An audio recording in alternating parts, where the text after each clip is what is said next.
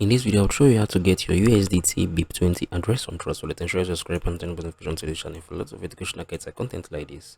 If someone tells you to send him or her your USDT BEP20 wallet address, what we're going to do right now, head over to your Trust Wallet, right? Click on this manage crypto. We're going to scroll down, right? So we want to find the USDT BEP20. So the USDT BEP20 is the USDT BEP is the USDT BNB, right? So this is it. This is the USDT BEP20. So on this, and be very careful, right, when it comes to transacting with this, right? This is the USDT BEP20, the USDT BNB smart chain. So if you found this video helpful, ensure you share your thoughts below in the comment section. Thank you guys for watching through the video. I really appreciate. I'm gonna see you all in the very next